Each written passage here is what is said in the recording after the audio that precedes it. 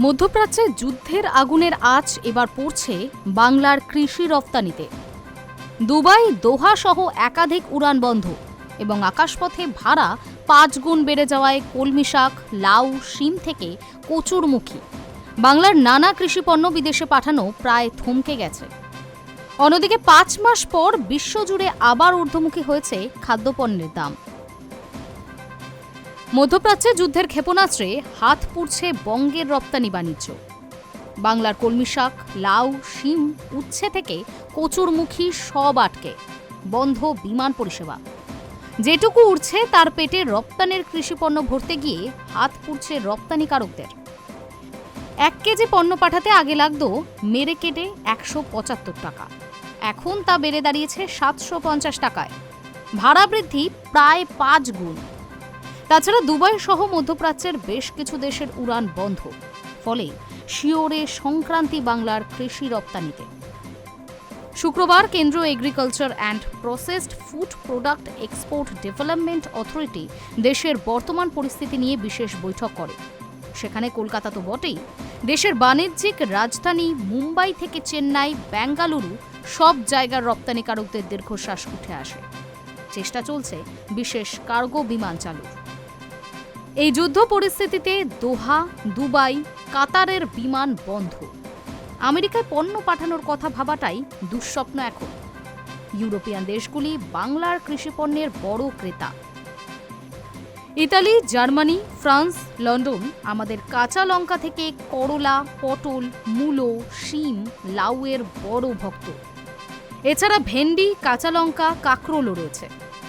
Singapore চায় কলমি শাক। তাছাড়া লন্ডনে কলকাতা বিমানবন্দর থেকে প্রতিদিন শুধু পান যায় ২৫০০ কেজি। সব বন্ধ।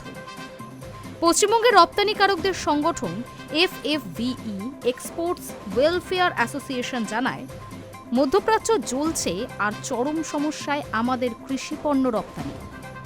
লন্ডনে ১ কেজি পণ্য পাঠাতে লাগতো ১৫০ থেকে ১৯০ টাকা, এখন চাইছে ৭৫০ টাকা। কাতার এয়ারলাইন্স, এমিরেটস তো বন্ধ, দোহা, দুবাই বন্ধ। স্পাইসজেট কিছু বিমান মুম্বাই ও দিল্লি থেকে দুবাই চালাচ্ছে, কিন্তু বঞ্চিত কলকাতা। এমনিতে এখান থেকে বিমান চলে কম, অর্থাৎ এখানে খুচরো বাজারে যে কাঁচা লঙ্কা ১০০ টাকা কেজি, তা লন্ডনে পাঠাতেই ভাড়া গুনতে হবে তার ৭ গুণ। ১ কেজি পণ্য পাঠাতে আগে লাগতো মেরে কেটে ১৭৫ টাকা, এখন তা বেড়ে দাঁড়িয়েছে ৭৫০ টাকায়। ভাড়া বৃদ্ধি প্রায় ৫ গুণ হয়েছে। তাছাড়া দুবাই সহ মধ্যপ্রাচ্যের বেশ কিছু দেশের উড়ান বন্ধ থাকায় শিউরে সংক্রান্তি বাংলার কৃষি রপ্তানিতে। জানা গিয়েছে শুধু বিমান নয়, জলপথেও সমস্যা তৈরি হয়েছে। সেগুলো কাটিয়ে ওঠার চেষ্টা চলছে। তবে এই ধরনের সমস্যা এর আগেও হয়েছে। চেষ্টা চলছে কলকাতা থেকে কার্গো বিমান চালানোর। অন্যদিকে ৫ মাস পরে বিশ্বজুড়ে আবার ঊর্ধ্বমুখী হয়েছে খাদ্যপণ্যের দাম। পশ্চিম এশিয়ায় সংঘর্ষের আবহে শুক্রবার একথা জানালো রাষ্ট্রপুঞ্জের খাদ্য ও কৃষি সংগঠন। এএফএওর রিপোর্টে জানানো হয়েছে, মূলত গম সহ বিভিন্ন দানাশস্য, ভোজ্য তেল ও মাংসের দাম বাড়ার কারণেই ফেব্রুয়ারি মাসে বিশ্বজুড়ে খাদ্যপণ্যের সামগ্রিক মূল্য বৃদ্ধি ঘটেছে। কারণ গত মাসে চিজ সহ বিভিন্ন দুগ্ধজাত পণ্য ও চিনির দাম কিছুটা নিম্নমুখী হলেও তাতে সামগ্রিক মূল্য বৃদ্ধি কমেনি।